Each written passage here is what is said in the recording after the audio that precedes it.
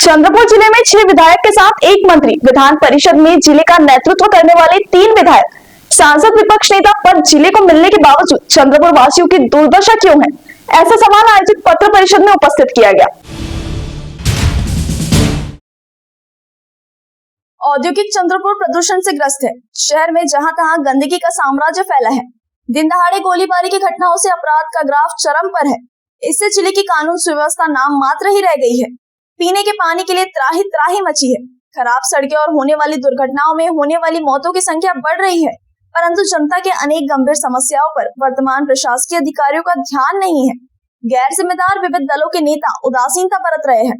In सभी को जगाने व आम जनता की आवाज बुलंद करने के लिए चंद्रपुर गढ़चिरौली जिला विकास व समस्या निवारण समिति की ओर से जन सहयोग के माध्यम से ढोल बजाओ आंदोलन किया जाएगा। ऐसी जानकारी आयोजित पत्र परिषद में समिति के अध्यक्ष सरदार हरविंदर सिंह धुन्ना ने दी। चंद्रपुर जिले में 6 विधायक के साथ एक मंत्री, विधान परिषद में जिले का नेतृत्व करने वाले 3 विधायक, सांसद, विपक्ष नेता पद जिले को मिलने के बावजूद चंद्रपुर वासियों की दुर्दशा क्यों है? ऐसा सवाल यहाँ उपस्थित किया गया। उदासीनता के कारण नागरिकों का जीवन कठिन हुआ है। चंद्रपुर जलापूर्ति की गंभीर समस्या है। सैकड़ों करोड़ों खर्च करने के बावजूद जनता को नियमित पानी नहीं मिलता। अमृत योजना का हस्तांतरित होने के पूर्व लोगों को पानी का बिल आना शुरू हुआ है। शहर में अतिक्रमण, गैर कानूनी निर्माण कार्य, मुख्य सड़क पर खड़े रहने वाले वाहनों पर जिलाधिकारी व आयुक्त ने समय रहते कार्रवाई नहीं की तो भविष्य का चित्र भयावह होगा। शहर की नालियां लबालब भरी है। जहां वहां कचरा फैलने से गंदगी का साम्राज्य फैला है। नियमानुसार सफाई कामगारों के पद नहीं भरे जा रहे हैं। इससे प्रदूषित शहर में नई बीमारियों को न्योता देने जैसा है। जबकि चंद्रपुर मेडिकल कॉलेज अस्पताल खुद बीमार है, लेकिन जिला प्रशासन व नगर प्रशासन अपनी वाहवाही बटोरने में लगे हैं। त्या प्रेस नोटचं शीर्षक आहे, जिल्हा प्रशासन व नगर प्रशासनाच्या नाकर्तेपणामुळे जनता उदासीन, भ्रष्टाचाराचा हैदोष आणि याच्या सविस्तर आम्ही आमच्या व्यथा लिहिलेल्या आहे।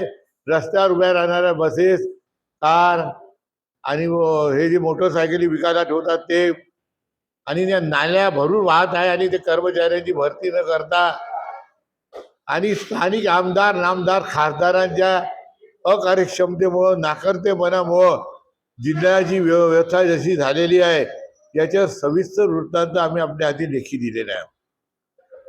या व्यतिरिक्त आता जास्त काय बोलावं, कारण का आम्ही जनता जागरूक नाही असं समजू नये। जनतेला जर वेळ आली तर जनतेला आता रस्त्यावर यावं लागेल आणि हे जर व्यवस्थित झालं नाही तर 15 ऑगस्ट नंतर आम्ही ढोल बजाव आंदोलन करणार आहोत।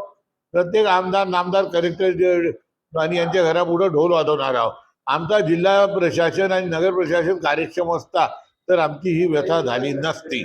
आणि आमच्या इथं 6 आमदार आहे जिल्ह्याले, 3 MLC आहे, 1 खासदार आहे, 2 माजी खासदार आहे, 1 विरोधी पक्षनेता आहे।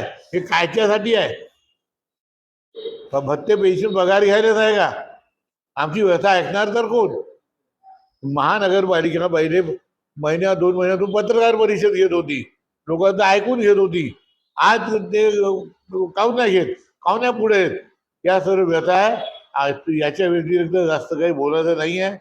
साहेब थोडंसं आपल्याला बोलणार। परिषदेमध्ये जनतेचे आरोग्य, पाणी पुरवठा आणि प्रशासनाचा नाकर्तेपणा, तो नाकर्तेपणा यासाठी की नाल्या स्वच्छ नाहीत, स्वच्छ होत नाहीत। पूर्वी घंटागाडी दररोज यायची, आता 1 दिवस आड येते। पाणी पुरवठा 1 दिवस आड होतं। हे महानगरपालिकेचं प्रमोशन झालं आहे की लोकांचं प्रमोशन, हे काही समजत नाही याच्यामध्ये।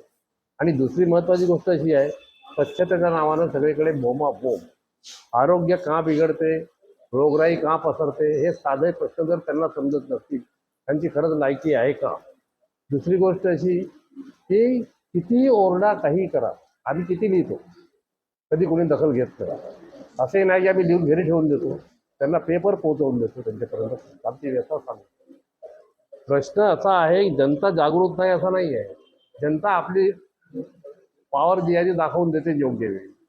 आणि याच्यामध्ये दुसरी गोष्ट अशी की अधिकारी एवढे मस्तवाल झाले कसे, त्यांच्या पाठीशी कोण आहे त्याचा हे लोकांनाही दिसते। म्हणून याच्यासाठी आता एक ढोल बजाव आंदोलन करून याची झोप कशी उघडता येईल असा एक अल्पसा प्रयत्न ही समिती करत आहे।